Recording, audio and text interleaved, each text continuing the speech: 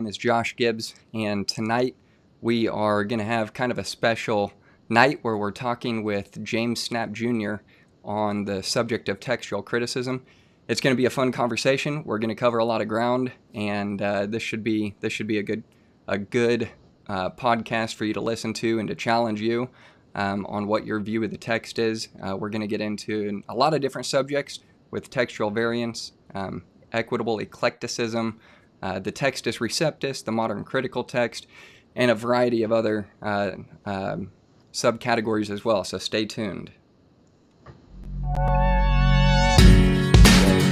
Make sure today that you leave this place knowing that you are saved to the glory of God. Thinks that one I'm going to choose.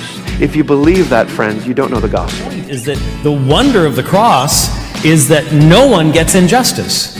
If you end up under the wrath of God, it is because you've rejected His provision for you, and you are justly punished for your sin. I think to what the Scriptures teach. I think the Bible does teach that God desires the salvation of all men, and He has provided for the salvation of all men.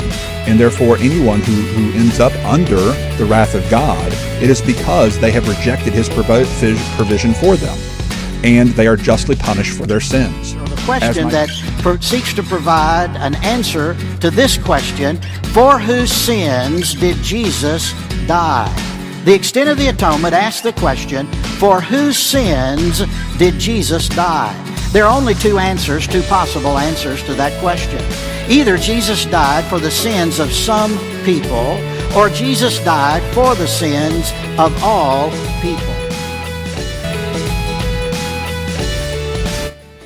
Okay, so we're live right now. Give me a couple seconds. I'm going to share this. I talked about it with James Snapp and a couple other groups that we're going to share this in the live stream for others to join in a live watch party with us and engage live if they so desire. Let me switch my scene here, and it'll give me probably about 30 seconds or so just to bear with me to post this. Okay,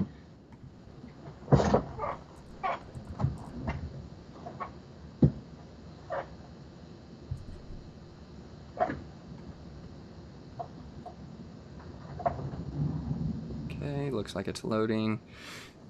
And sweet. Okay, so we've got, for those of you who may just be joining in a couple of the different Facebook groups that we're doing the watch party in, welcome to our live stream with James Snapp Jr. We're going to be talking textual criticism. And let me get James on the screen so you can see him as well.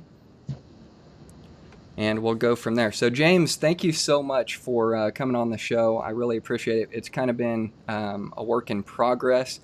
And this is a special night for me because I engage a lot with this particular subject. It's very important to myself as well as you, I know, because you spend so much time just kind of breaking down some of the differences between the methodologies of different texts. And so I really appreciate you coming on and being willing to join in this conversation. I think it's an important topic, so welcome. Thank you. Thanks for having me here. Well, let's go ahead and get into it. I want the audience to become familiar with you if they're not already. So let's just start with a little bit about who you are, what your background is, and then we'll get into a little bit of the work that you do in this particular field. All right. I'm James Snapp Jr., as we said, and I'm the preacher at the Curtisville Christian Church in Central Indiana.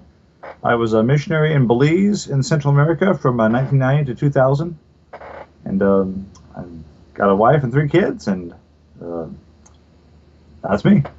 Perfect. So I follow you on your blog, and you put out a lot of good stuff. You've written some books in the area on the pericope Adultery. You've written a lot of different blog articles and even books on just different textual variants in general. But where can people find your blog site and access some of this material if they wanted to? Well, you can go to www.thetextofthegospels.com, and if you're looking for a particular passage, there's a little search bar up at the top. Just carefully type the passage in there, and if I've written anything on it, it should pop right up. Perfect. Some things I've written a lot on, and there'll be lots of things. You'll just have to sort through them as you go. Perfect. So I have got it pulled up. You should be able to see the screen share here. And if you haven't already checked that out, I would encourage you to go check out this blog site. There it is. It's the textofthegospels.com. This is the most recent post that you've put up, which is New Testament manuscripts at Dumbarton Oaks. Then the next blog post that you put up there was Matthew 28:19, baptism in whose name? And the one before that, which was the surprise in Athens. But then we've got another fun one, which was the Halloween special put out by Jonathan Sheffield, and the animated version, which you engaged in as well. Let me switch back to the screen there so that we can get you back. So, okay, now the Facebook group, if anybody wanted to join the Facebook group and kind of engage in this particular dialogue, what is that Facebook group, so that people can actually know where to go to access that material and to kind of engage in the conversation? I started studying New Testament textual criticism back in 1986, and now we have the internet, and there's all kinds of resources out there. A long time ago, well, not really a long time ago, but Whelan Wilker, some folks will remember the Yahoo group that Whelan Wilker had, and now the group that I'm the administrator at is NT Textual Criticism on Facebook. So just apply to be a member there, and I will consider your membership. I probably will approve you almost automatically. Probably. Perfect. It helps to know a few more people in the group. See, now that's definitely true, because you approved me to join the group. So if I can get in, that means just about in. No, I'm just kidding. So now I've got a note here that you did develop an interest for New Testament textual criticism way back in 1986, which was before you became a missionary in Belize. How did that timeline kind of overlap, and what kind of sparked your interest in this particular field way back in 1986? I already had an interest in noticing textual variants, the differences in the footnotes and different readings between the King James and, say, the New American Standard. But at a library book sale at Taylor University here in Indiana, I found a copy of Kersop Lake's The Text of the New Testament, which was a small little book, but very, very interesting. It kind of provoked my interest, and I said, this is something that I'd like to make a specialty if I could. And over the years, it's something that I've just read a whole lot about. Perfect. Now, that kind of transitions to the work that you've done on the subject, which would be some of the different Kindle books that people can access online. Why don't you tell everybody what you've actually written and is published that they can access on Kindle, if you would? All right. Well, in textual criticism of the New Testament, the two biggest passages are the ending of the Gospel of Mark and the story of the woman caught in adultery. In the ending of the Gospel of Mark, footnotes almost always give just enough information to make a person dangerous. They don't mention patristic evidence. They just mention some of the oldest and best without identifying what they are or how many of them they are. I looked into that, and over the course of time, I had researched quite a bit about it, but I wanted to not write anything officially until I was 40 years old, and so after I turned 40, I wrote the results of a lot of research that had come before and put it into a book called Authentic, The Case for Mark 16, 9-20. And I kind of summarized the case for the genuineness of those 12 verses and put it all into a book where I would systematically go century by century what the evidence stands up as, and offer some analysis, then offer some internal evidence considerations. But also, quite a bit of the opening of the book is correcting misinformation. There is just a ton of false claims, inaccurate claims, are just misleadingly vague claims and selective claims out there. All of you out there that have attended Dallas Theological Seminary, you know what I'm talking about. So that's all in the book, and It's available for 99 cents on Amazon as a Kindle ebook. Or if anybody doesn't have 99 cents, contact me and I'll send you a copy for free. Perfect. Now, this particular, let me get the camera. That's the problem with doing this all on my own. I've got to switch the camera and manage all of that while having a conversation at the same time. But this is why it's so important to me and to so many others. This particular subject is kind of your defense for Mark 16, your defense on the pericope adultery, and so many of these other passages that we know as laymen or even as textual scholars to be a textual variant in the text. So what we're really trying to do is is to see what is and what isn't an authentic text.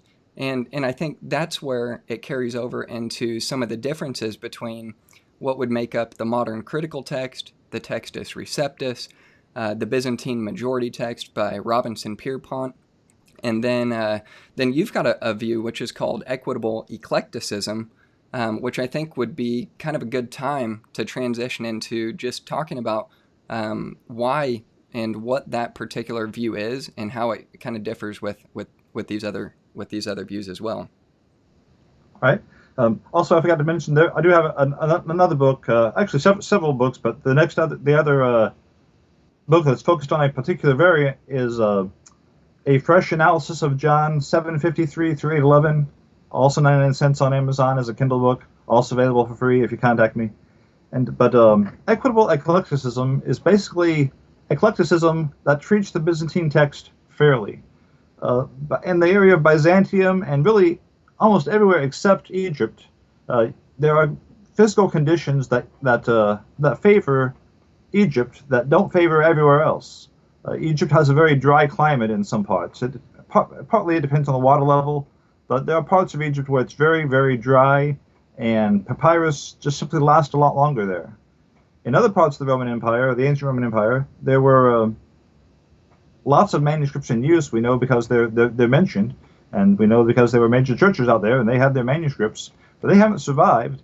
And what Equitable Eclecticism does is it takes the picture as a whole, whereas we can say we have the manuscripts saying these things, but they're all representing one particular locale.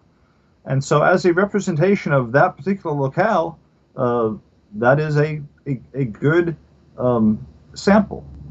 But that doesn't tell us necessarily what the text was like on the other side of the Roman Empire. It doesn't tell us what the text was like in northern Italy, what the text was like in Cappadocia. It doesn't tell us what the text was like in Antioch or in North Africa. For those things, we have to look at later evidence, because all the papyri that were used there have simply rotted away.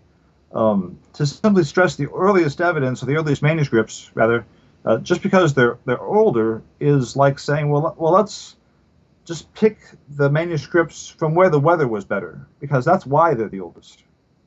I see. Now, for those of you who are viewing live, we mentioned the blog site that James Snapp has, and I'm going to share the screen here with you. Up in the top right corner, he's got a tab for Equitable Eclecticism, and this was written by James. So you can access this. You should be able to see it on the screen there. But it talks about the future of New Testament textual criticism there. Let me get back to our scene here so we can continue our conversation. But kind of transitioning from what you just explained on what equitable eclecticism is, and the importance of it, what constitutes what manuscripts survive versus what doesn't. How do we contrast that with what would be called the full Textus Receptus adherents? Well, the Textus Receptus isn't really the same thing as one of the early local texts of the church. In the early church, Streeter, back decades ago, developed the idea of local text, that as the New Testament books circulated in the early church, there was no governing body to centralize and standardize, or to standardize the text. And so in different locales, once a form of the text had been became unique to that area, that was the text. That's what we call the Alexandrian text. the Alexandrian text, because even though we don't know exactly where it came from, it was used around Alexandria. Likewise, the Byzantine text could have very well come from Antioch previously. John Chrysostom was in Antioch before he was in Constantinople, and but we know where it was used in Byzantium, and so that's why it's called the Byzantine text. Likewise, the Western text was used in the West, and so we don't know where it came from. Probably, maybe Egypt, but we call it the Western text, which is, I think, probably a nomenclature. Maybe we should call it the other Egyptian text. But the name has stuck as a matter of custom, and that's all early localized forms of the text.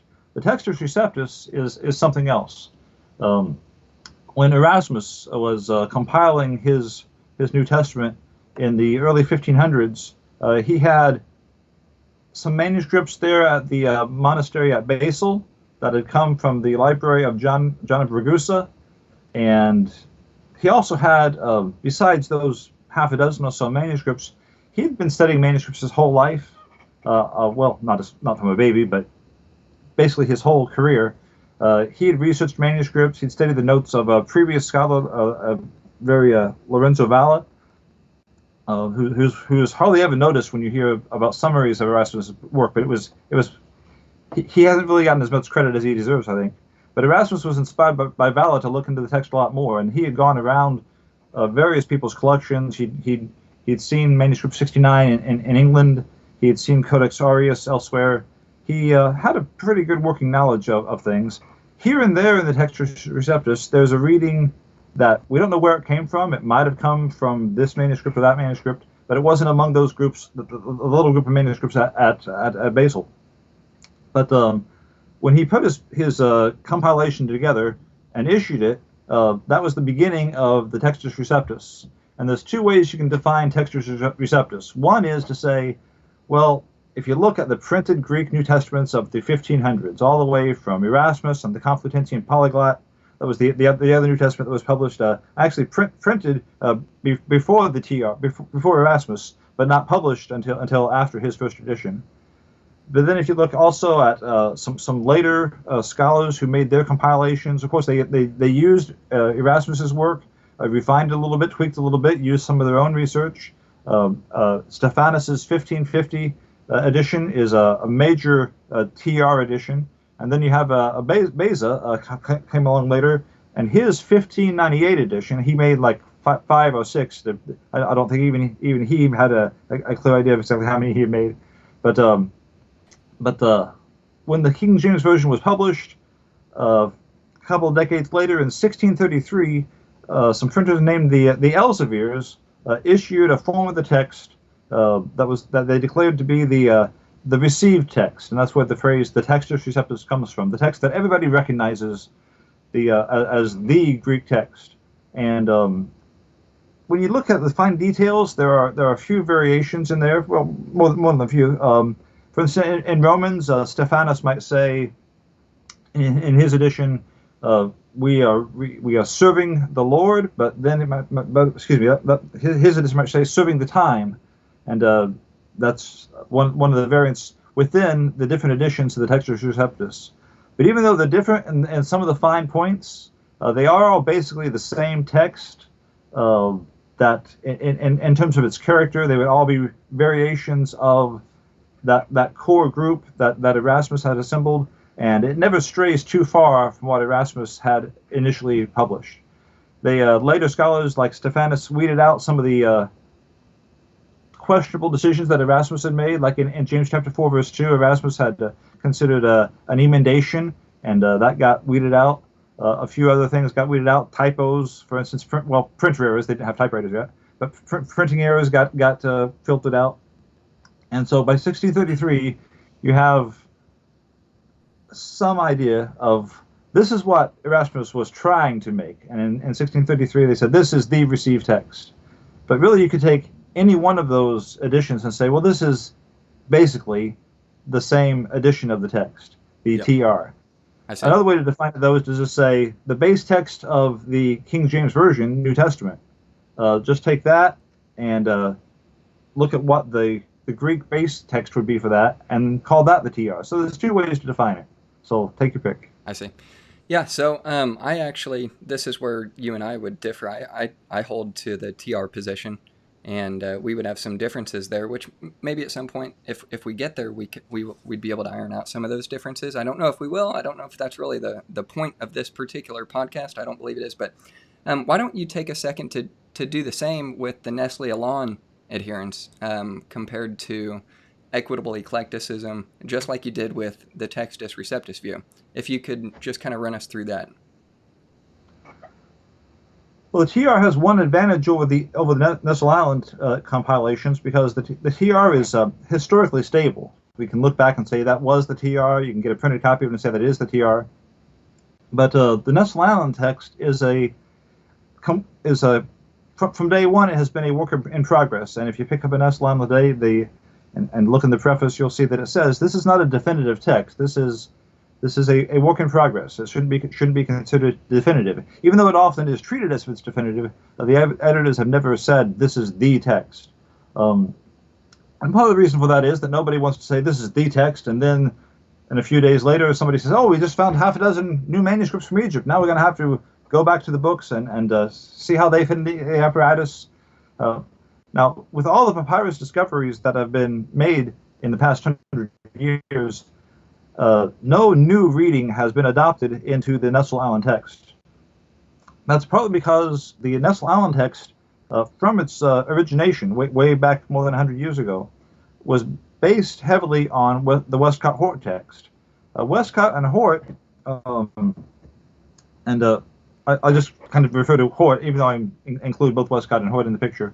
But Hort had proposed that the Byzantine text, even though it's been represented in the TR, basically, Revelation is kind of a special case, but in Matthew through Jude, basically it's Byzantine. But Hort proposed that the text that was used in the Byzantine Empire, which was the standard text for most of the manuscripts, and by most I mean more than 85%, probably 95% in some cases, that, he said, was an official text that didn't exist until about the year 300. He proposed that if you take out all of the Byzantine text unique readings, it basically looks like it's an amalgamation, a combination of two earlier text types, the Western text and the Alexandrian text. Now, Hort didn't call them the Alexandrian text Alexandrian. He called it the neutral text. But that was a bit of spin. So nowadays we just say it's just the Alexandrian text. But Hort's big idea that made a jump ahead from using the TR was that he proposed that the Byzantine text was, like I said, an amalgamation that had been made, so that anything that's unique in there really doesn't have a right to be there. It's just considered something that they came up with to solve a problem when they were putting the text together back around the year 300. Now, who is the they that made it? Hort would say, we don't really know, but maybe it was Lucian of Antioch. And so that's why this idea of one of his foundational theories was called the Lucianic recension. It's like, it might be Lucian of Antioch, it might not be, but somebody made this text, and it instantly became popular in Antioch, then it became popular in Constantinople, and that became the dominant text throughout the Greek-speaking world. And that's where we get all the Byzantine miniature manuscripts that we have today. Now, do you mind if I interrupt you there for just a second? On that point, I think it's important. That's a huge topic right there. And I think it's important to point out, or at least get your take on it. It seems that it's still kind of a split on whether or not most scholars would even adhere to the Lucianic recension. Even today. So what would be your take on that? Is there any credibility to it?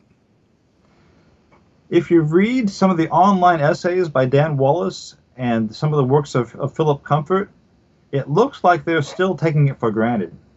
It looks like they're still eating the meal that Hort has prepared and cooked for them. Yeah. There are many people in Germany that would say, no, however it happened, it wasn't a recension, it was something else. Right. And I would say that if you look at the papyri that Hort didn't know about, so it's not really Hort's fault that he didn't see the evidence, because he couldn't see the evidence because it hadn't been dug up out of the sands of Egypt yet. But Hort wouldn't have proposed the same theory that he proposed if he had had the papyrus evidence that we have today, simply because in the early papyri, like P45, there are readings that aren't Alexandrian and they're not Western. They're Byzantine. At least they agree with the Byzantine text. So there are things that Hort had said in his writings in his 1881 introduction that he wouldn't say, that he couldn't say and be taken seriously regarding the Byzantine text. He just wouldn't have done it if he'd known then what we know now, as far as what the early readings mean. That doesn't mean the whole Byzantine text is that ancient, but it means that there's certainly at least a layer of it that goes back very far. Now, and we'll get into this conversation, kind of pick it up when we get into the CBGM, some of the results that they are finding when it comes to the Byzantine text versus what is now kind of being even rejecting the different text type families, and saying if you really are going to look at text types and families of texts, that you can't really look at them as a family. They're all individual, except for this Byzantine text type. It seems to be that this would be the only category that we can put into a particular family or text type category itself. But why don't we look at, just for a minute, while we're in this conversation, some of the concerns that you would have with the Nestle-Aland adherence? Well, Nestle-Aland, like I said, is based very closely on Westcott and Hort's compilation, and the compilation was based on the theory of the Lucianic recension. Take away that foundation of the Lucianic recension, and you have this glaring question, which is, where does the Byzantine text come from, and how old is it? Yeah. Hort's working method was to say, anything that's unique in the Byzantine text, we're just going to set that aside as a matter of course. Without the Lucianic recension in the equation, that needs to completely be rethought. And historically, there's really only one way to explain the Byzantine text, or at least the ancient layer of it. Some of the unique readings in it can be explained as a stratification. I think would be a term that would probably come up a lot in my talk about the Byzantine text, because it was used as the official text, and that meant that it was used. And in the course of being used, it got modified into the lectionary usage, or the lection cycle. Before there were lectionaries, there was this lection cycle. And so when you're using a text to read and study, you're not going to treat it quite the same as when you're using it to read in a worship service. In a worship service, when Jesus shows up in a text and you've started off reading that passage by itself, you don't want the passage to say, he said. You want the people you're reading to know who he is, and so you'll say Jesus. And so there are little liturgical modifications, like saying a proper noun when the text that you're reading might say he. You would begin by saying, at that time, Jesus said this to his disciples, or things like that. Little beginning phrases and also closing phrases that would come into the text. And didn't have a colossal impact, but did have some impact on it. Meanwhile, like I said, back to the question of where the text came from. After the persecutions, either this text all of a sudden just appeared from one edition that nobody had ever seen. It was just the bishops would have had to say, oh, we don't have a text, but oh, here's this one. The bishops were kind of vigilant when it came to the meaning of their text. Marcion, the heretic in the 2nd century, had already challenged the church in that regard, and the bishops were very, very watchful to make sure that these corruptions from Marcion didn't influence the meaning of their text. And they wanted the meaning of the text to be very clear. That's why you might say, well, the pronoun he versus the name Jesus, well, it just makes it more clearer. And so some of the corruptions that we see are simply matters of making the text meaning that much more obvious to the reader. Sometimes that can be a good thing when you have a question like, well, what does that mean? Or this word is old-fashioned. Can we update it to something that we understand? Yeah. Sometimes, though, a person might think he knows what it means and make the change, and not really grasp the actual meaning of it. So it's a mixed bag. But, okay. But my point is, though, that the bishops of the church, say in the 300s and 400s, are very unlikely to have just grabbed a text out of nowhere that had all these little additions and some big additions that they'd never seen before just because they liked the way it sounded. Yeah. There were all kinds of stories about Jesus that we don't see being just thrown into the text. Mark 16, Jesus is talking about drinking poison and handling and picking up snakes. Do you think the bishops would have just said, "Oh yeah, that sounds good. Just throw it in there"? Yeah, nobody's going to object. So, some of the Hort's ideas to say, well, the bishops just they saw these additions and they liked them, and so they put them on in there. Augustine, even though I think he's wrong about this, says that lots of people didn't like the story of the woman caught in adultery. So the idea that people would just see a story and just throw it into the text of one of the Gospels, one of the 4 Gospels, instead of just letting it circulate on its own, seems rather unlikely. The alternative is that the people in Cappadocia, in Greece, and in Syria simply kept on perpetuating the text that had been handed down to them, which would make the Byzantine text have just as much credibility, just as much antiquity as the rival localized texts. No, that's good. So now when we're talking about equitable eclecticism and really the equal value of different manuscripts, and in regard to the comment that you just made that we do recognize, and historically Christianity has recognized corruptions in the text, how does that conversation kind of relate between the two when we're talking about equal value and we're talking about corruptions? Where does the conversation go from there? Well, not all manuscripts are equal. You'll often hear especially from advocates of the Nestle text, that manuscripts must be weighed and not counted, which on one hand is true. Obviously, a manuscript that has readings that we've never seen before, and it's from the 1400s, versus a manuscript from the 300s that is backed up by one of the ancient versions. Clearly, the older, the phrase "the older the better" sometimes it is a dangerous oversimplification. Yeah. But there is a level on which antiquity is one of the things you're looking for when you want to defend or argue for a reading. You look for ancient attestation, whether in a manuscript or a version or some patristic quotation. So antiquity is always good, but that doesn't mean that antiquity, the age of a reading, makes it the right reading. We can look at the papyri and find oodles of nonsense readings.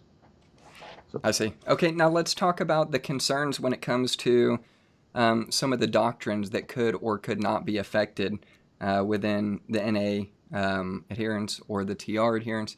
Does doctrine actually is it actually affected? Because so often you hear about the authority of the scriptures. You hear about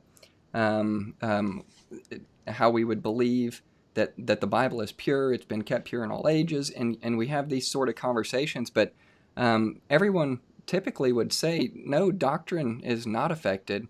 And others would say, yeah, absolutely, doctrine is affected by some of the differences between these texts. Where does the conversation go when it comes to how these differences within the different text types are related to doctrine in itself?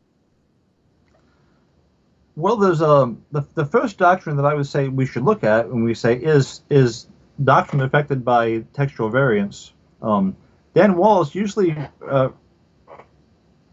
puts things very carefully when he describes this subject, and he says no cardinal doctrine of the church has been affected, and that usually gets oversimplified so that by the time that gets trickled down, the average apologist will just say, oh yeah, those readings aren't important as far as doctrine. No Christian doctrine is affected by textual variants.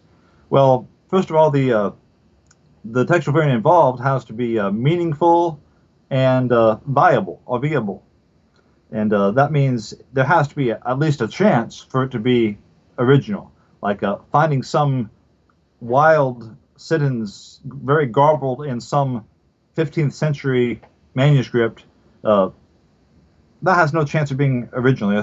Singular readings are almost always rejected as a matter of course, and in fact Allen, that was one of their proposals. It's not followed anymore, but that was one of the things that they proposed, that the singular readings that are only supported by a single manuscript, almost certainly are wrong, are corruptions.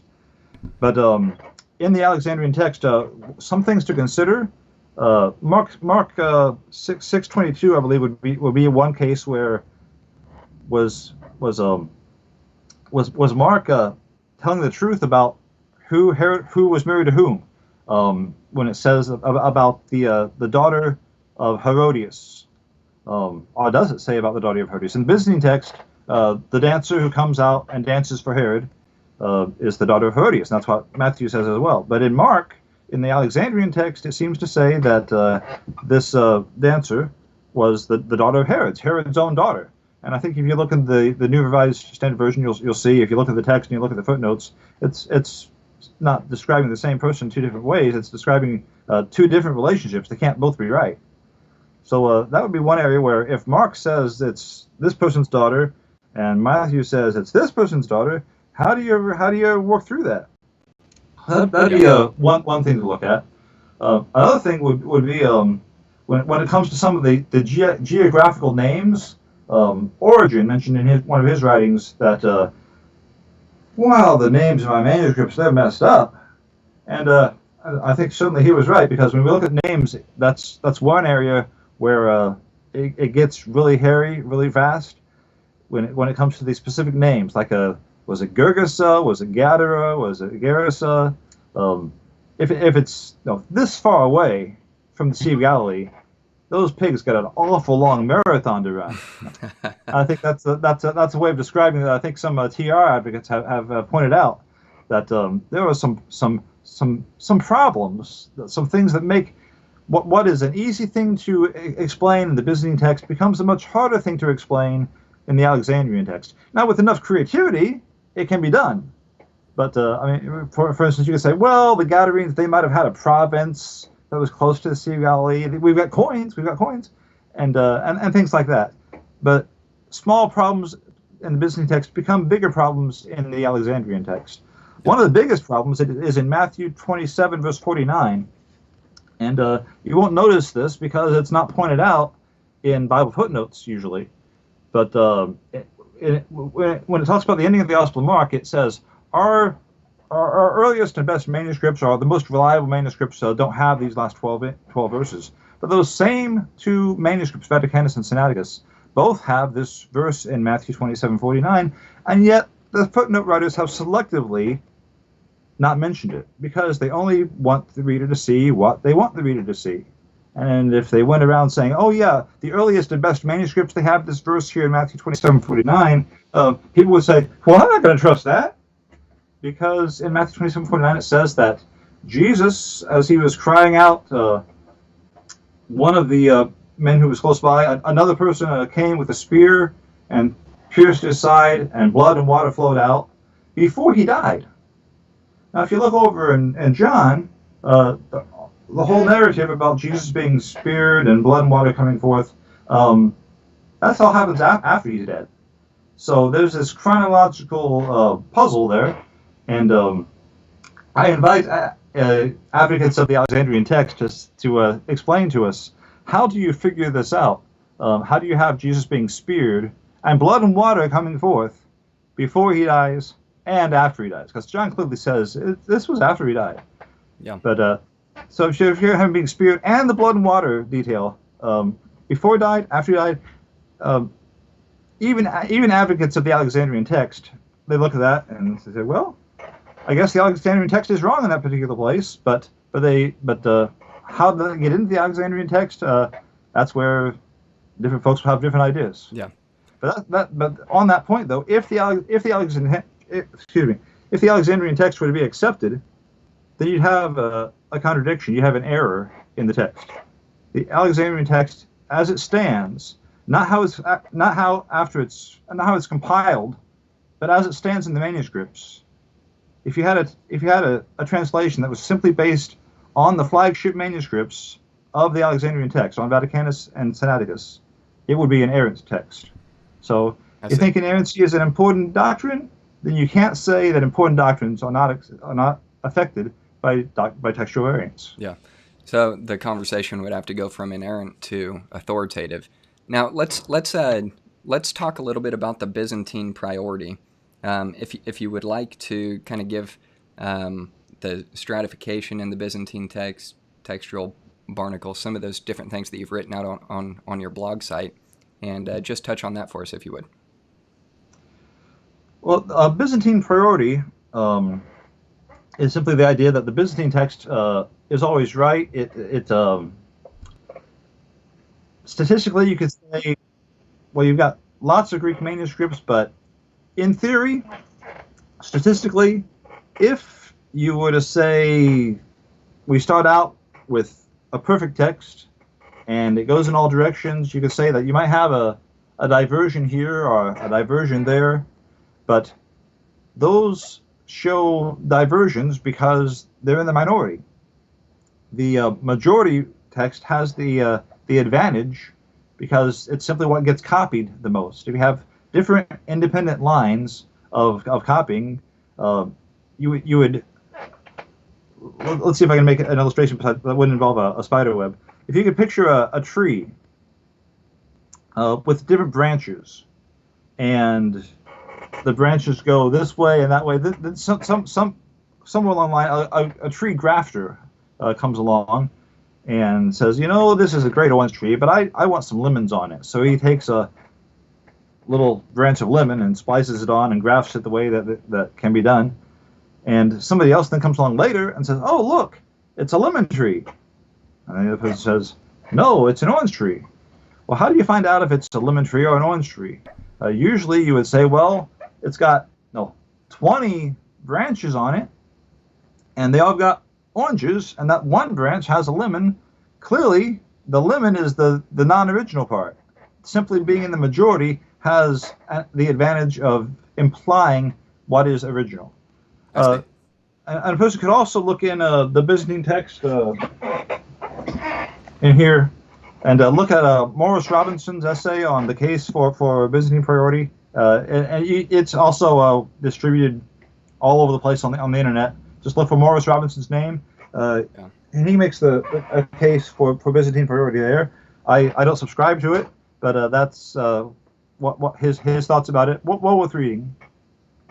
I see. So what would be just kind of the difference between the Byzantine priority versus equitable eclecticism? What would be some of the differences there? Well, I would treat the Byzantine text as for the most part, overall, as a localized form of the text, but not necessarily a localized form of the text that is always right. Mm-hmm. In matters of spelling, in matters of things that were susceptible to liturgical variation, things that were written in there to clarify things that might be puzzling to some readers. You'd have to consider the whole picture in those cases. Really, I shouldn't say every case, because every case can be a special case. But in Byzantine priority, an argument is made for every single reading goes back to this original Byzantine archetype. Whereas I would say historically, we need to consider the reasons why the text is not more well-rounded in terms of its geography. It's not because people stopped reading the Bible. It's because of other factors that came into play. The Greek manuscripts don't give us the whole picture. We have a majority of Greek manuscripts, but we have even more Latin manuscripts. That doesn't make the you can make a case for Vulgate priority, but you would have to hit the historical reality that says, well, the Vulgate is clearly boils down to echoes of Jerome and things that came along and mixed in with what Jerome had made. Yeah. So you're basically arguing from number, and when you argue from number, you need to take in all the numbers. We have a certain number of Greek manuscripts, but they had manuscripts in Egypt. They had manuscripts in the West. They had manuscripts in Armenia. What happened was they just got translated into other languages. Yeah. So it's not, you're not getting the whole picture when you consider, well, what's the majority? What's the Byzantine text? You can reconstruct that pretty well, but that's not going to give you the whole historical picture because you have all these other areas that aren't being represented in that. And the reason why they're not represented is because they're not Greek anymore. They stopped using Greek mainly and switched to other languages. Sometimes in one step, sometimes in multiple steps, sometimes very slowly. But only by considering the whole picture will you get a real idea of how how broad the evidence is. Okay, so You- that is good. a huge point to me, and I think that one that deserves a little bit more attention when it comes to some of the different translations in other languages that would predate a lot of the manuscripts that we have today, and we now have more manuscripts than we ever have in the past. When the conversation of textual criticism is what it is today. So the point that I have, I know it's not in our notes that we're looking at, but the question that I've got in relation to what you just discussed was, how important is the conversation of taking into account these different translations when we're looking at the text? I mean, because you may not have a Greek manuscript to support what is in a version that predates any of the manuscripts that we've got, and to say, well, where did they get it from? Well, where does the conversation go there? Because that's about the limit of where my knowledge goes in that particular conversation. One of the principles of equitable eclecticism is that no reading is adopted into the text without Greek attestation. Okay. So what the Nestle-Allen text has done in Acts 16:12, what the Nestle-Allen text has done in 2 Peter 3:10, Yeah. Those readings would be automatically precluded because they don't have Greek support.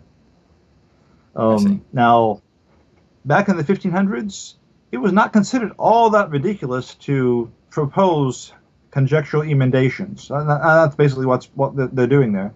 Yeah. I say basically because but the Coptic version, the Harclean Syriac, well, that's still not Greek. Yeah. But Okay. but back in the 1500s, like I said, Erasmus proposed a reading in James 4:2 that didn't have Greek support. Beza proposed some readings that don't have Greek support. Like in Matthew 28, there's an interesting one where manuscripts, it says the disciples they saw him and some doubted. There's Right. Matthew 28. Beza thought, we could just change that T to a D and you divide the words, and you could say, but what Matthew wrote was, and they did not doubt. Yeah. So Okay. so basically had these ideas, but again, these got filtered out in the course of cooperative works. And Yeah. but in equitable eclecticism, you might get minority readings definitely, but never a reading that does not have Greek support.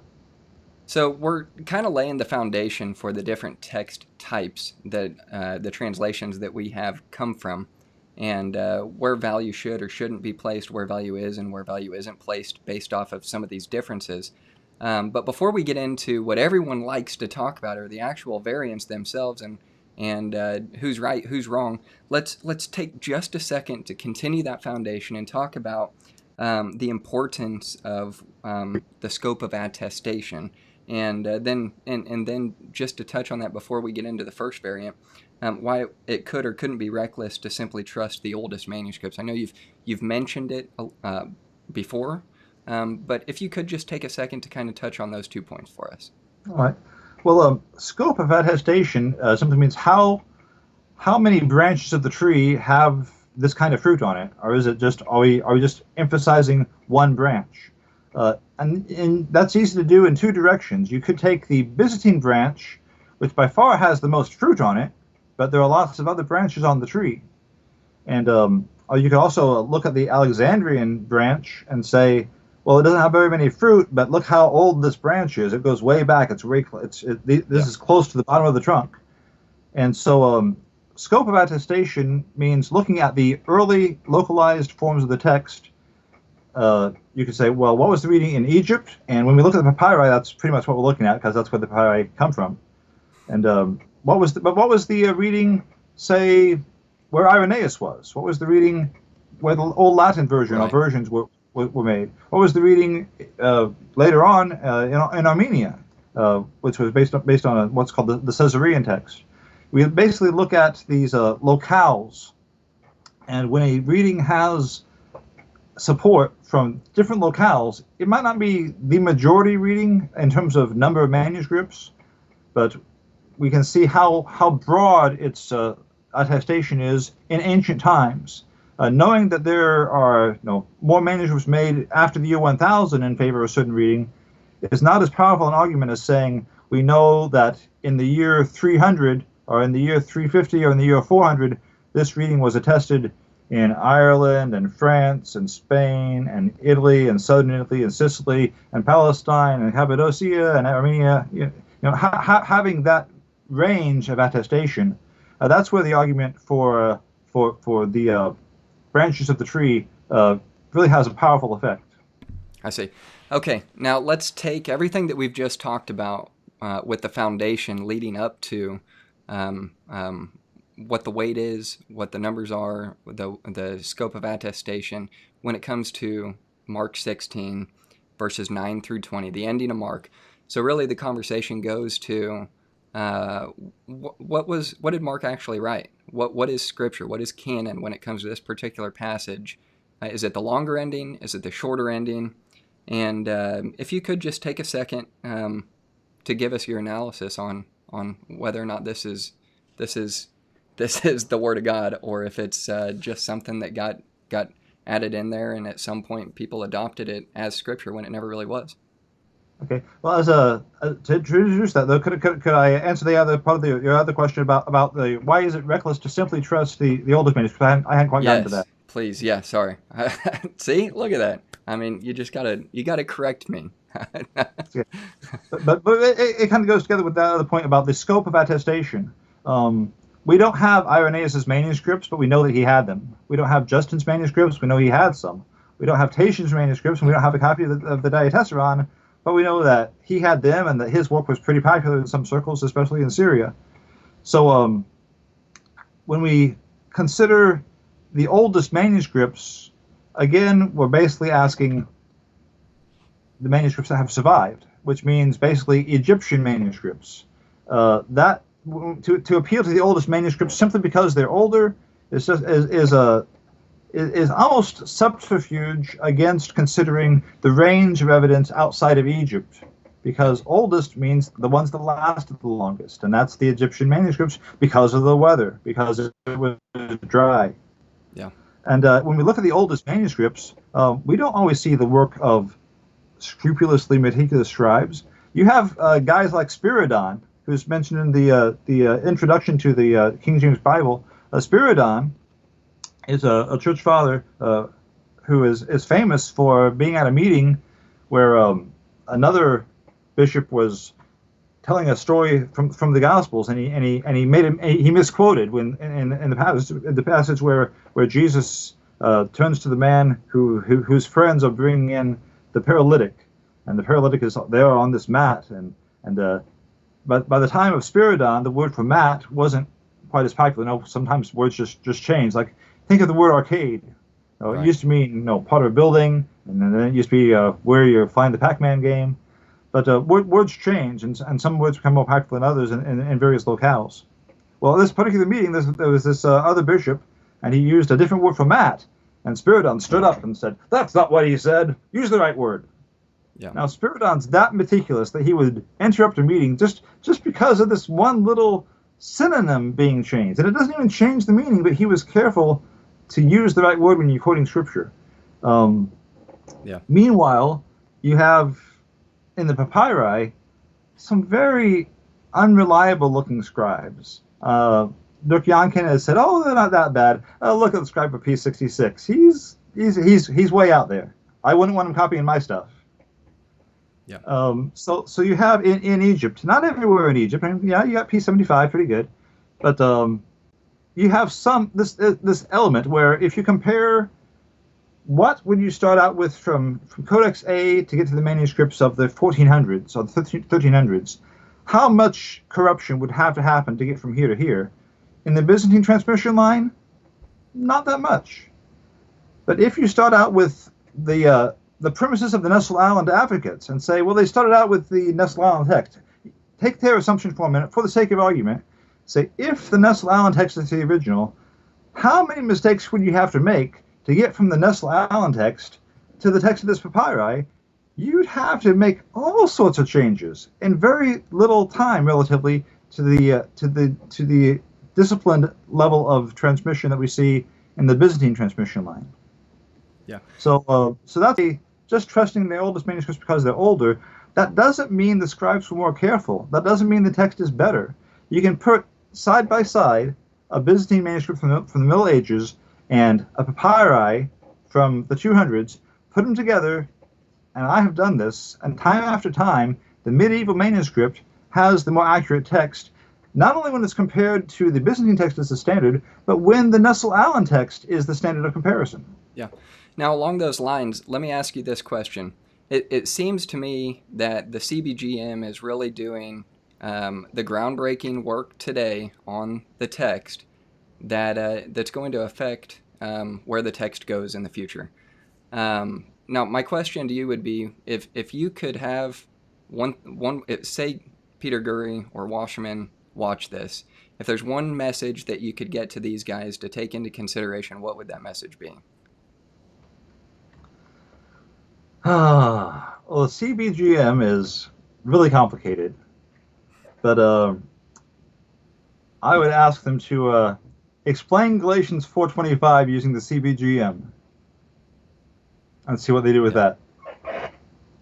Okay, we'll leave it at that. Let's go into our first variant in Mark 16, the longer ending versus the shorter ending, and just get your take on that when it comes to the text that is being used for our modern translations today. And where does this conversation go when it comes to the longer ending versus the shorter ending, with terms like secondary or non-original, and especially in the conversation of these older manuscripts versus Byzantine, the whole wide range of conversation when it comes to this particular passage. How would you take the stance that this should or shouldn't be in the text? Well, I'd start by challenging something that a lot of apologists say they want when they say, well, when we do a textual criticism, we want what the original writer wrote. Well, if you take that too strictly, your book of Psalms is going to get a whole lot shorter, because David didn't write all those other Psalms. I mean, the Psalms titles say so. And it's very clear that they don't all come from one author. We look at the book of Proverbs, likewise. Those aren't all from Solomon. The men of Hezekiah, compiled some things. The last two chapters, this chapter by this guy, this chapter by this. There's a redactor involved. And as a matter of course, in the Old Testament, people will look at books and say, well, yeah, this author made this big part here, but there's also this. Look at Jeremiah, the last whole chapter. I mean, it says in the text, here is where the words of Jeremiah end, and yet you've got more text after that. And that's, all the translators out there seem to accept that just fine. They don't seem to have any problem with that. Jeremiah 52 is in all these translations, right? So I think that's not really what they've been aiming for. If it is what they've been aiming for, then somebody should let all these Bible translators and publishers know that the idea of originality isn't a matter of who wrote what part of the text. It's a matter of what was in the autograph. And this is how Dean Bergen defined the parameters of the question back in the 1800s. Is this something that was in the autograph, or was it something that was added later in the course of the transmission stream? And so that's the terms on which I approach the subject. That because I propose, and this is all in my book that I mentioned, that Mark was interrupted. And that's why we have chapter 16, verse 8, ending in this very unusual way. And that's also why we have verse 9 restarting in this very unusual way. It doesn't look like Mark has just decided to reintroduce Mary and re-mention the time of the day and suddenly make Mary's companion disappear. But what I propose as far as the ending of Mark is that Mark stopped writing at verse 8, but that was not where he intended to end. And his colleagues there in Rome, they knew the story well enough. They knew that's not where he had wanted to end, but they didn't want to write anything of their own. They didn't feel qualified to compose something, but they knew that Mark had written this other composition, and so they put that on there as the conclusion to the narrative that Mark was telling, and that's where the last 12 verses are. So the idea is that was an original part of the autograph, but not the natural. You can see there's not a natural flow there. Nevertheless, if it's there, it's there. And later on in Egypt, somebody had recognized, or maybe on the way to Egypt, somebody had recognized, hey, we've seen this before. This isn't Mark's story that he got from Peter. This is something that we've already seen from somewhere else. And so they removed it. Whereas everywhere else except Egypt, it's there. Yeah, so you've got, there's a lot that is entailed in what you just described there with the internal and the external evidence. But when we're talking about these particular points about whether or not Mark stopped, or there was a pause there, or whether it was added later. You're referring to just a couple of manuscripts that don't have it in there. Is that right? That is correct. As far as Greek manuscripts go, there are only 3 that in the text at verse 8, and all 3 of them have anomalous features. And if you were to go to my blog and look for Codex Vaticanus and the ending of Mark, you would see a picture of Vaticanus. And I did an experiment a few years back of what if you took letters from that page of Vaticanus and rewrote the last 12 verses of Mark. Would they fit in that blank space? And they do. It's a tight fit, but they fit. Yeah. Also in Sinaiticus, now I would consider Sinaiticus probably about 25 years younger than Vaticanus. And I think what has happened is that when a scribe made Vaticanus, he wasn't sure what to do. He had a copy that ended at verse 8, and he was also aware of the closing 12 verses, and he wasn't sure if he should include them or not. So he said, I'm going to decide not to decide. I'm going to make it possible that if somebody wants to put these verses here, they'll be able to. And so he left intentionally that blank column where if the eventual owner of this wants those 12 verses, he won't be able to yell at me because I'll be able to say, well, go ahead and put them in. I left space for him. Yeah. And so in Vaticanus, you can see an expression of scribal indecision. Meanwhile, in Sinaiticus, the proofreader of Sinaiticus made sure that those verses were not in there, and that the blank space at the end of Mark couldn't be interpreted as a invitation to put them in. The last pages of Mark and the opening pages of Luke in Codex Sinaiticus are not the work of the main copyist of the manuscript. They're the work of the proofreader. And to make a long story short, when Sinaiticus was made, it was a team effort. There was a scribe who wasn't very good. There was a scribe who was much better. There was another scribe. But the proofreader scribe, hold on a second. No, you're good.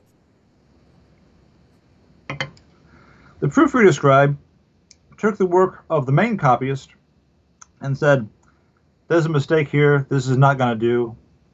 And he removed those 4 pages. And when I say 4 pages, I mean it's like one piece of parchment folded in the middle. And you're talking about a codex, right? Yeah. A folio. But a folium. So you had 4 columns of text here, 4 columns of text here, 4 columns of text here, and 4 columns of text here. I see. And then you'd have like 4 of these together. Now, in this case, the folio just happened to be the middle one, so he didn't have to like rewrite this one and this one. It was all on one piece of parchment. So Mark would end here. So you had text mark here, and then you switch to Luke in these 2 columns, and this would be all of Luke. So you got Luke 1 through 76 on these pages.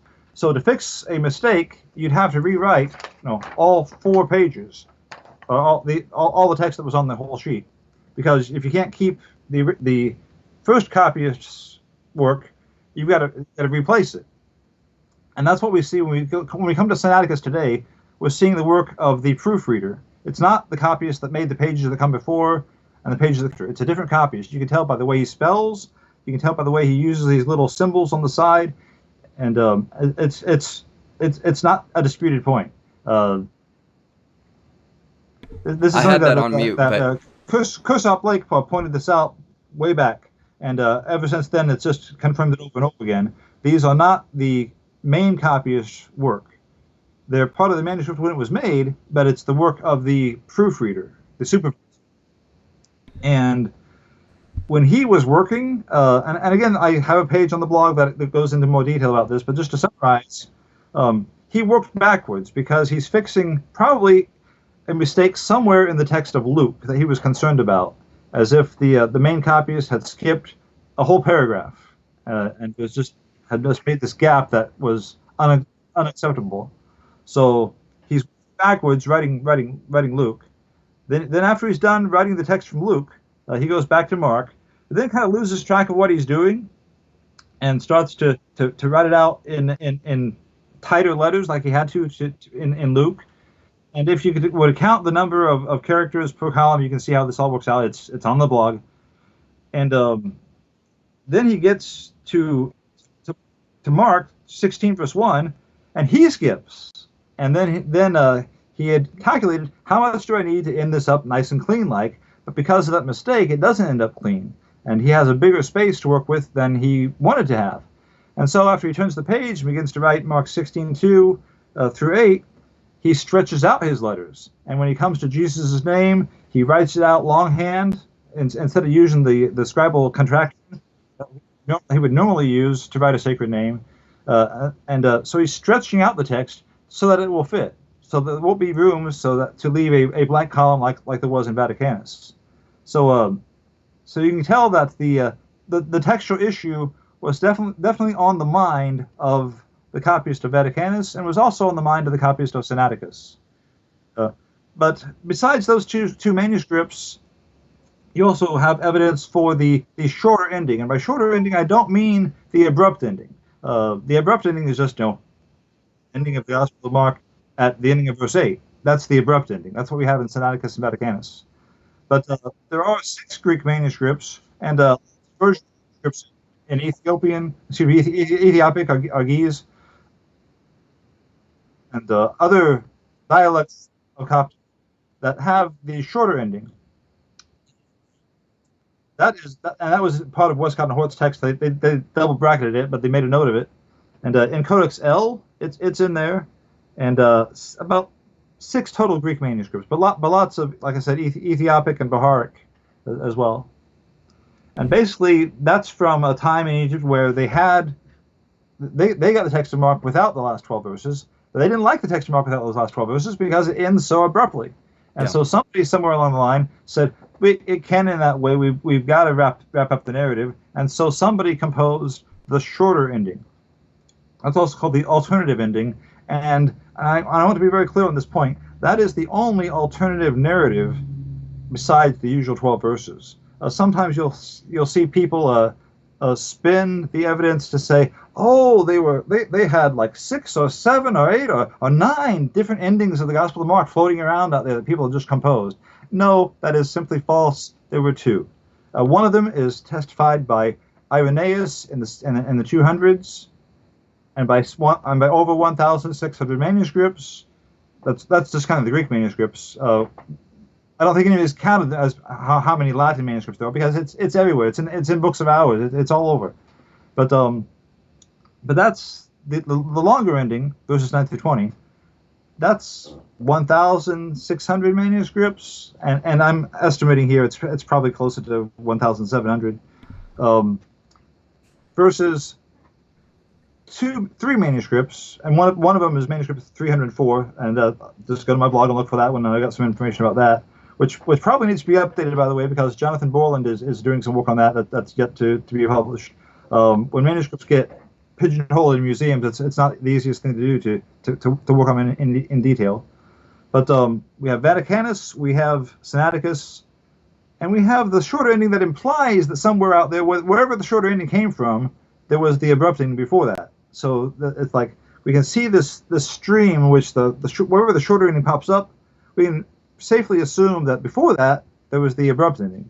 So you could basically say where these Greek manuscripts were that have the shorter ending, before that they must have had the abrupt ending. The thing is, those manuscripts that show any signs of where they came from, that have the shorter ending in the text, manuscript 274 has it in the margin, but the ones that have it in the text show clear signs that they're all basically the same edition of the text, and the details on that are in my book. But the way they format the shorter ending and the longer ending, and little notes that they have that are shared by a Coptic lectionary, very clearly show that these are all from the same locale. So you have this locale in Egypt that are represented by Sinaiticus and Vaticanus in Mark that imply the shorter ending, either by having, they imply the abrupt ending, either by having the abrupt ending, as 2 of them do, or by having the shorter ending, as 6 of them do. But that's still just one locale. Everywhere else, I mean, all the way from Ireland to Georgia, you've got early instances of attestation for the usual 12 verses. That's good. So you did that in about 10 minutes, and I've got to applaud you on that. So you just talked about Mark 16, the longer ending versus the shorter ending.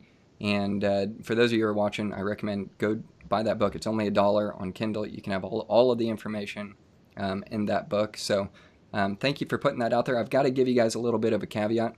I am home alone watching my two twins, and if you saw me kind of looking around and being distracted, that's because my daughter just woke up, and so I put a screen in front of her. She's watching YouTube Kids right now, so we'll see how long that lasts. If my son wakes up, we might just have to end it, but I don't. Maybe we could come back at some point. I don't know. That's kind of the bad part about doing these things when you got young kids, but that's just part of it. It is what it is. But let's take a second, if we could, and look at the woman caught in adultery in John chapter 7, and we've got a ton of different variants that we can look at. But you've got the big three: the woman caught in adultery, the longer ending versus shorter ending of Mark, and then you've got the comma euaneum in 1 John 5:7. And I don't know, where would you like to go from here? Do you want to look at the woman caught in adultery, or how do you want this conversation to kind of go from this point? I'd like to tell you a couple of loose ends with Mark, and then we can talk about the woman caught in adultery. But there's also what's called the Friologion, and sometimes this is described as, there's another ending, the Friologion. But when you look at the Friologion, Jerome this mentions it in one of his writings around the year 415, and he says, I found this especially in Greek codices, and it's between verses 14 and 15 of Mark 16. And Metzger says, this is probably just this is an interpolation that was put in there by somebody in the 2nd or 3rd centuries, which right there we've just added in as many manuscripts for Mark 16:9 through 20 as we have today without it. Not even considering all the manuscripts that are quoted by early church fathers, like Irenaeus, and there again, I just say, to save time, I'll just say there's over 40 of them while there was a Roman emperor sitting on a throne. During the time of the Roman Empire, there's more than 40 patristic references, clear references to the longer ending of Mark, to Mark 16:9 through 20. And so people will sometimes say, but Erasmus said this. Well, Erasmus was speculating. He did that a lot. And if you look in detail at what Erasmus said, instead of just taking a little snippet here and there, look in detail at what it said. The book is published. Roger Pierce has put it online for free. You can look at Erasmus's composition to Marinus and see what Erasmus says. You can see later on in the same composition, Erasmus quotes Mark 16:9. Once he says, as it says in some manuscripts, but another time he just quotes it just like that. Okay. So, and also with Jerome, Jerome was kind of a plagiarist. We would say, yeah, Jerome, you thief, you just stole that from Eusebius. I think I've got my Erasmus and Eusebius mixed up there for a second. Maybe his life verse is freely give, freely receive. Well, Erasmus thought, better for me to copy him out, and then they'll be my respectable writings, than for these older writers to get condemned, and they'll just not be copied anymore. So he didn't mind copying whatever he could copy. Yeah. And he copied some of Eusebius' stuff, and if you put Eusebius' composition here, and you put Jerome's composition here, you can see that it's the same work for some extent, not the whole thing, but for some extent. Jerome is just summarizing and rephrasing in Latin the same thing that Eusebius said in Greek. So it's not like, Jerome is this independent voice over here. No, he's just echoing what Eusebius had written. So there's no way in Jerome's time that only a few manuscripts had Mark 16:9 through 20, because you can look at the quotations of dozens of people around Jerome that were quoting it. Yeah. And that's important, I think, to consider what some of the early church fathers, what they're quoting from, and to see if they actually had access to it or not. But let's go ahead and jump into the woman caught in adultery, John chapter 7, verse 53 through 8:11. One of the most popular stories in all of the Bible. Something that so many people would say, yeah, it needs to be in there. Others would say it doesn't. I'm going to let you run with that. So where do we go from there? Well, if all you have to do is to go on is Metzger's textual commentary, then you would probably wonder why in the world would anybody think the story of the adulteress belongs in the Bible? I mean, look at this. It's not in those respectable old manuscripts. It's not commented on by Chrysostom and these other writers. But most of all, this is a point that James White will often raise. It moves around. Clearly, this is a sign that it was a floating anecdote that was just wandering around like a butterfly, trying to find a place to land. And it eventually perched in the Gospel of Mark, and people liked it, and so they threw it in there. But sometimes they liked it at the end of the Gospel of Mark, and sometimes they liked it over in the Gospel of Luke. And that clearly shows that it was just this story that was floating around that John had nothing to do with. And so if you read Metzger or if you read James White, that's probably going to be your impression. And if that's all you read, it's going to seem pretty persuasive. Unless you realize that there was a lection cycle in the early church. And we don't have lectionaries from the early church, so it's not like we can go back and look in on the church service to see exactly what it was like and where was this way and where was that way. But we know from the book of Acts that Pentecost was celebrated very early. That's what they're celebrating there in Acts chapter 2. And in the Byzantine lectionary, and by lectionary I just mean the lectionary is just a book of readings, but they're not in the same exact order as we find them in a copy of the Gospels. It's this is the reading for this day, this is the reading for that day, and so it's like having a devotional reading in some devotion books. So you have read this for this day, read this for that day, and that's what a lectionary would be like basically. And but in the annual cycle of readings, the reading for Pentecost is John 7:37. Let me just look it up. 47. I got it right. If I don't have it right, somebody correct me.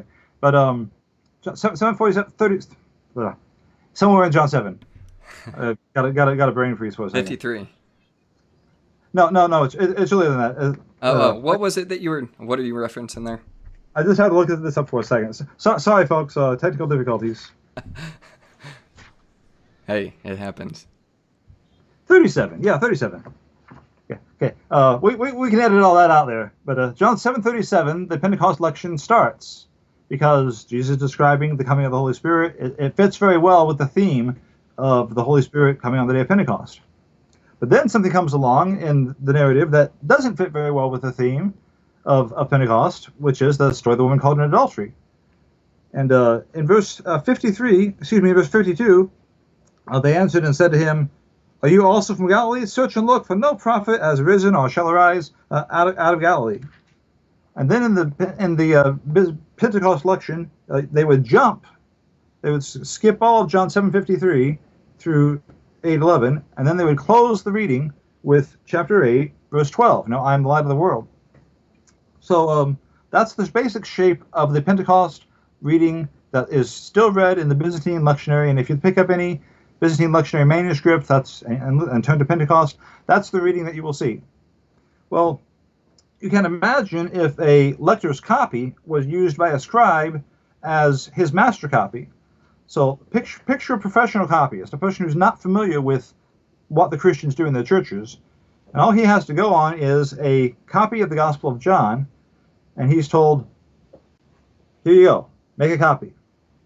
So he sees this copy, and he's writing it down very faithfully, very carefully. He's a professional. And he gets to John chapter 7:53, and at the beginning of the verse, he sees this little note in the side margin that says, "Skip from here down to here." And so it says, like, jump forward there at verse 52 at the end. It says, jump down. And then at verse 12, it says, resume here. Now, what he's reading are notes not for him. Those notes are for the lector, the person who does the reading in the church service. He, the lector, was supposed to, on Pentecost, jump down from the end of verse 52 and finish the reading for the day at verse 12 of chapter 8.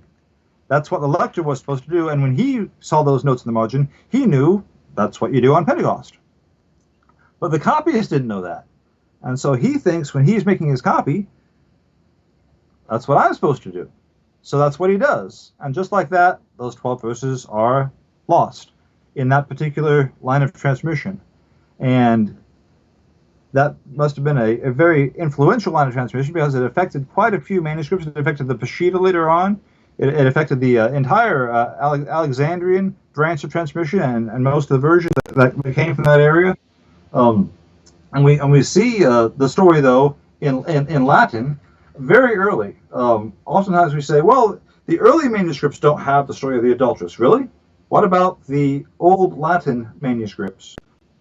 Because if you look at the Old Latin, there's pretty strong support for it. But not only that, when you look at the Old Latin, there is there what was called the capitulum, and this was the old Latin manuscripts. For some reason, in the West, people like the manuscripts with flourish. So instead of having just the text of the gospel, you would have, okay, we're going to study this thing. We don't just want a Bible. We want a study Bible. And so before a book, you would have a summary of who wrote the book and what each little chapter was about. And you could vary how you would divide up the chapters, but they would describe what was in the segments of the text part by part. And these briefs are capitulum. They described the events in that segment of text. And in a very old form of these chapter summaries in Old Latin, we have the mention of the adulteress. It's not a very detailed mention, but it's enough to show that it's there in the place where you would expect it to be, there in John chapter 8. And these Latin summaries have been estimated to go back to the time of Cyprian, or maybe just a bit afterwards, which would be in the mid-200s. Now, how old is our oldest manuscript of John? Well, we've got about 18 fragmentary copies, or copies that would be considered ancient papyrus copies. Of those 18 copies, and I hope I'm quoting Wasserman's recent book on this correctly, but 16 of them can't tell us anything because they don't have this part of the text extant. We don't know if it was there or not, as far as we can tell those fragments, because we just don't have that part of John. And 2 of them, they don't have the story of the adulteress. But that's just 2 out of 16. The others we have to say, well, we just don't know with the other 16. Meanwhile, at approximately the same time period, in Latin, they clearly had the story of the adulteress in the mid-200s. They're in Latin. But somebody might say, oh, but the Latin, those were the Western people that liked everything. No wonder they would have it. But there's also elements of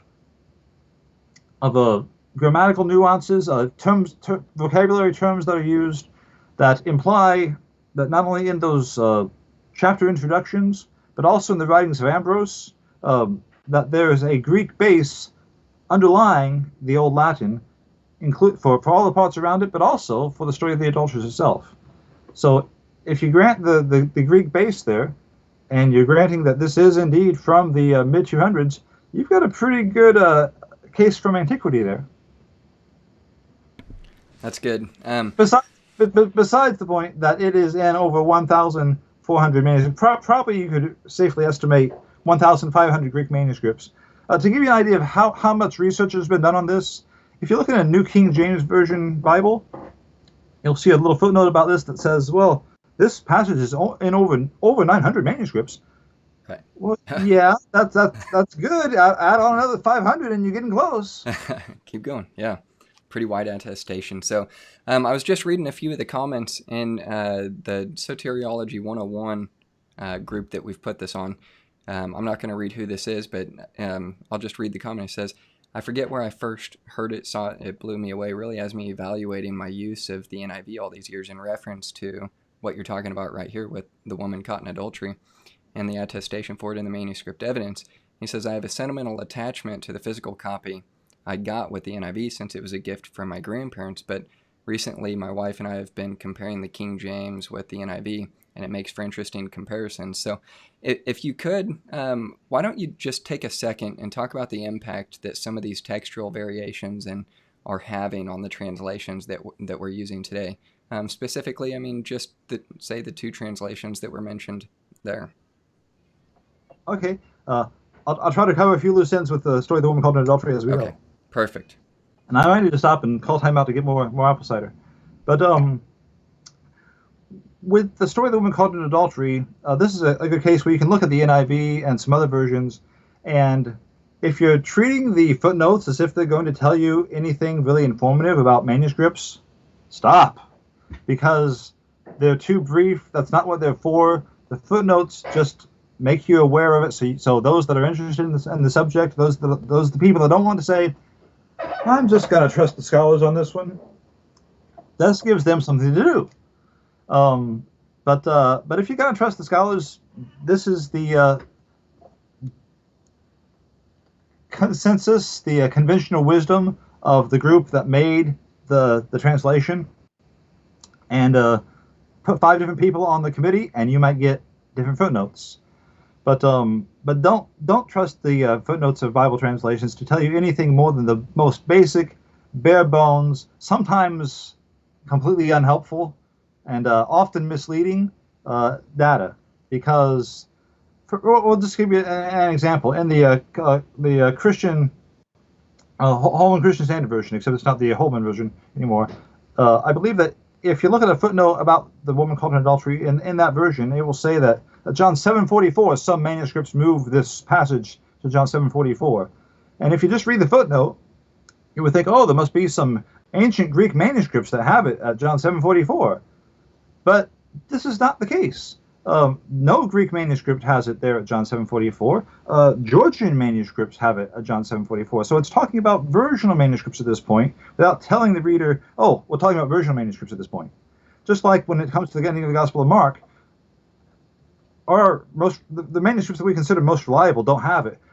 Do they mention that Irenaeus' manuscripts, which were a lot older than the ones that we have, he quoted Mark 16:19 from his manuscripts? No, the footnote's not going to challenge the reader to understand who Irenaeus was, or to give the names of manuscripts, or the number, or the actual quantities of manuscripts.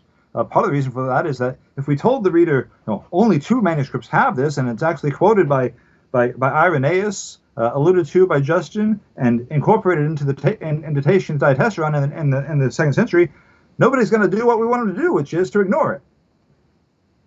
Now, getting back to the references to the woman caught in adultery, what they don't tell you when they say the manuscripts have it looks like it's been moved around. What they don't say is how clearly the Vulgate testifies to its inclusion in the text at this point.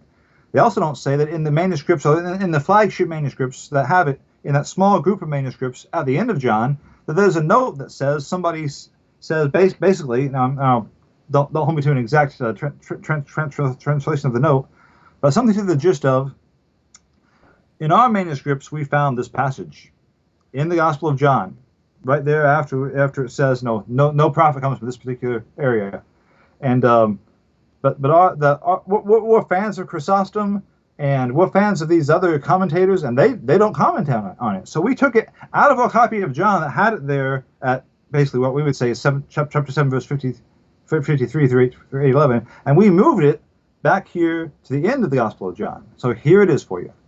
So with that note in the equation, the picture changes significantly, because here's the person saying, we found it in our old copy, we didn't find it in these other copies, but we found it in ours, and we moved it. And also, when you have it, people say, well, what about Luke? How did it get to Luke if it was originally in John? Well, again, in the lectionary, and Chris Keith has written some things to this effect, and it's also in my book. In the lectionary, there were feast days. Part of the lectionary was cyclical, and whatever day Easter was in the year, it started on Easter. But other days, in what was called the Minologion form of the lectionary, other days were, it's this day, it's this month, and it's this day, every year. And in that lectionary, you had days that were assigned to celebrate particular saints, like, this ancient martyr was killed on this day, and this day of the year is the day that we commemorate her death and we honor her memory. Or this day we won a battle like 500 years ago, and so this day is the day of the victory of this battle in this place.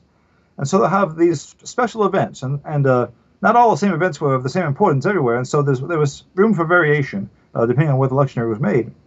But the point is that Sergius and Bacchus had a particular day on September 7th, and their reading for their day was from just a little bit earlier in the Gospel of Luke. That was the 7th.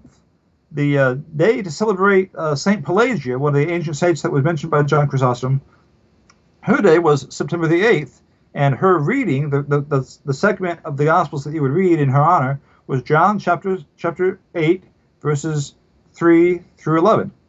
And so you will find the reading for St. Pelagia, that's a convenient place to put it, because that way the person who's doing the reading, the lector, he doesn't have to go scurrying, flipping pages to find where the next reading is going to be. He doesn't have to go turn to where it had been either there in John or there at the end of John. He can say, well, let's just turn a page and we'll just keep on reading. No, the reading that comes after the reading for Sergius and Bacchus, right here, the reading for Pelagia. And so that's why you have it there in Luke, to make a long story short. No, that's good. So there's so much information, which you wrote about this in your book, which is called, let's see, A Fresh Analysis of John 7:53 through 8:11. Hang on, sis. Hang on just a minute. But if I may, I'd also like to challenge some folks who have said, well, how can there be a mobile text like this? Surely that mobility shows non-originality. And I like to say, well, look at Manuscript 225. It's the same. It does the same kind of thing. Just like the Family 13 manuscripts that move, the segment to Luke. They also move a little bit of Luke into Matthew, in Matthew 26. And you will find the opening segment of John 13. The foot washing. The foot washing, even though most American churches don't realize it, was an intrinsic part of the Orthodox observation of Good Friday, of that Easter week. And there's a lot more that could be said about this, but that central scene basically set the stage for all of the story of the crucifixion, which would lead up then later on in the week to the resurrection. But that foot washing scene in Manuscript 225, that gets moved. Are we going to say, oh, it can't be original because it got moved? No, this was just an example of somebody doing something for the convenience of a lector. That's good. Yeah, no, that's good. So we've got a lot more variants that we can go through. We've got some other topics and closing points that we could go. We've been going for an hour and a half. I want to leave it up to you. If you want to come back and do another episode, we can. Or if you would like to, we can just keep going with the variants, or just move on to our closing points, which are some of the things that we wanted to talk about with confessional bibliology, preservation versus inspiration, and some closing remarks about inerrancy, the CBGM, and then text types as well. I mean, there was so much that we could talk about, we could continue to talk about, but I want to leave it up to you. Where do you want to go from here? Well, to cover all that would probably need another episode, but maybe pick out a few more variants that you'd like to discuss, and then we can have a to be continued. Perfect.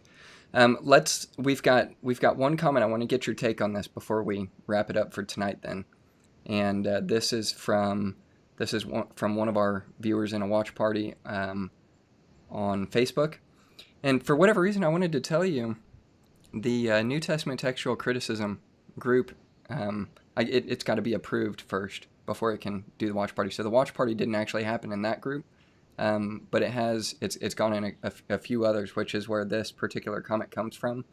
And I'm going to put it up on the screen so you guys who are watching can see as well, and get your take on it. He says, this is from Sean Adams. He says, so far it's been good as usual. Always enjoy your discussions. However, when you use the Latin for attestation, that same translation would also attest to the use of the Apocrypha, to which most TR and KJV proponents would reject. Are you okay with its inclusion based on attestation? What would your take be on that?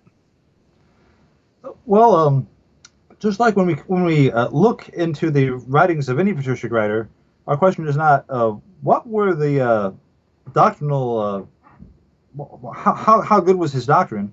We're just asking the question of what was in his manuscripts. We can look at Origen's manuscripts, and Origen, well, he believes some strange stuff, But the question is, what was in the manuscripts? What was he quoting?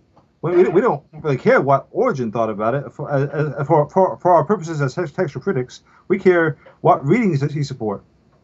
And so with the Vulgate, Jerome is looking at old manuscripts, and also with the Old Latin. I think the writer is asking about the Old Latin, not just the Vulgate. But with the Old Latin, we're talking about early translations of the New Testament. Now, and those translations of the Gospels, we don't really know. I think in most cases how closely those were connected as far as which translators did what. We don't even know exactly who did the Old Latin translations. We don't know their names. So we really don't know how closely they were connected with what form of the Old Testament they would use. But again, the question is, what Greek text does their work imply that they had there? Right. Yeah, and I think that's a good point, Sean. I hope that answers your question. I'm sure that you've got follow-up on that as well. So why don't we do this? If you all have questions for what we've talked about tonight, or you have questions that you want to have answered in regard to textual criticism overall, I think James Snapp is the guy to go to, and we can get those questions to him. You can either go directly to James on his blog site, which is the Text of the Scriptures. Is that right? The Text of the Gospels. The textofthegospels.com, and there's contact information there. If you want to leave us a voicemail, you can leave us a voicemail on any of our podcasting platforms. We should be on every podcasting platform there is. So if you just go into the description menu on any one of the episodes and click the link there that says leave a voicemail, you can do that, and we'll actually incorporate that into the episode when we get James Snapp Jr. back on. And we can pick up from there with some of the questions that you've got to kind of start the episode, and then we'll pick up where we left off tonight with getting into a few other textual variants. Let us know what variants you want us to hit on, and we'll make sure that we can start out with those. I know we've got a list that we've put together, along with just some of the doctrines of inspiration, preservation, inerrancy, the CBGM, and the impact of what these types of conversations have in regard to, even the translations that we use today. Some of you all have pointed out that very fact, that there are some differences that you're looking at and taking into consideration. Maybe it's the first time that you've seen some of these differences, and may or may not realize that there is an impact on doctrine. But these are important conversations to have. I think so many of us would like to have them.